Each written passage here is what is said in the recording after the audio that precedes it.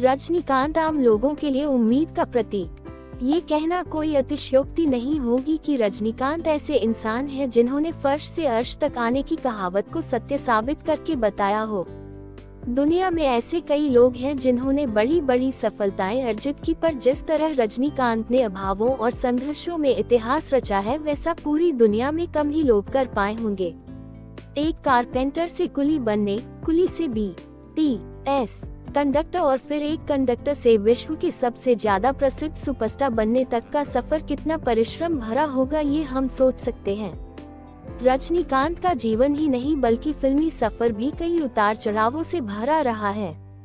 जिस मुकाम पर आज रजनीकांत काबिज है उसके लिए जितना परिश्रम और त्याग चाहिए होता है शायद रजनीकांत ने उससे ज्यादा ही किया है।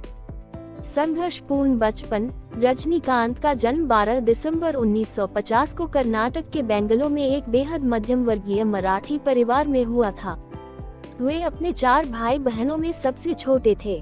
उनका जीवन शुरुआत से ही मुश्किलों भरा रहा। मात्र 5 वर्ष की उम्र में ही उन्होंने अपनी मां को खो दिया था। पिता पुलिस में एक हवलदार थे और घर की माली स्थिति ठीक नहीं थी। रजनीकांत ने युवावस्था में कुली के तौर पर अपने काम की शुरुआत की, फिर वे BTS में बस कंडक्टर की नौकरी करने लगे। रजनीकांत का अंदाज, एक कंडक्टर के तौर पर भी उनका अंदाज किसी स्टार से कम नहीं था। वो अपनी अलग तरह से टिकट काटने और सीटी मारने की शैली को लेकर यात्रियों और दूसरे बस कंडक्टरों के बीच विख्यात थे। कई मंचों पर नाटक करने के कारण फिल्मों और एक्टिंग के लिए शौक तो हमेशा से ही था और वही शौक धीरे धीरे जुनून में तब्दील हो गया। लिहाजा उन्होंने अपना काम छोड़कर चेन्नई के अड्यार फिल्म इंस्टीट्यूट में दाखिला ले लिया। वहां इंस्टीट्यूट में एक नाटक के दौरान उस समय के मशहूर फिल्म निर्देशक के बालचंद्र की नजर रजनीकांत पर पड़ी और वो रजनीकांत से इतना प्रभावित हुए कि वही उन्हें अपनी फिल्म में एक चरित्र निभाने का प्रस्ताव दे डाला। फिल्म का नाम था अपूर्व रागानगल। रजनीकांत की ये पहली फिल्म थी, पर किरदार बेहद छोटा होने के कारण उन्हें वो पहचान नहीं मिल पाई जिसके वे योग्य थे। लेकिन उनकी एक्टिंग की तारीफ हर उस इंसान ने की जिसकी नजर उन पर पड़ी। विलेन से हीरो बने। रजनीकांत का फिल्मी सफर भी किसी फिल्म से कम नहीं।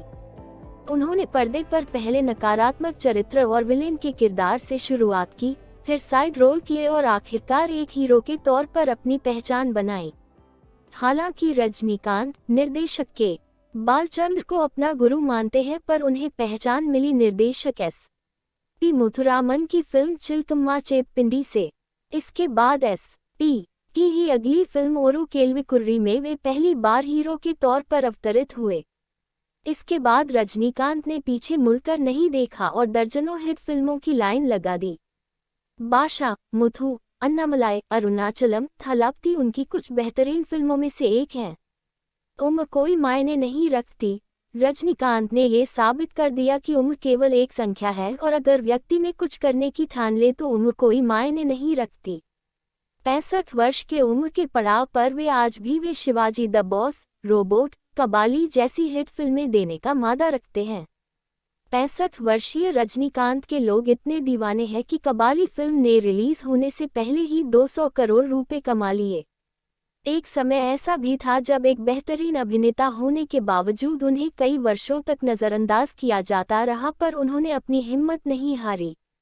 ये बात रजनीकांत के आत्मविश्वास को और विपरीत परिस्थितियों में भी हार न मानने वाले जज्बे का परिचय देती है।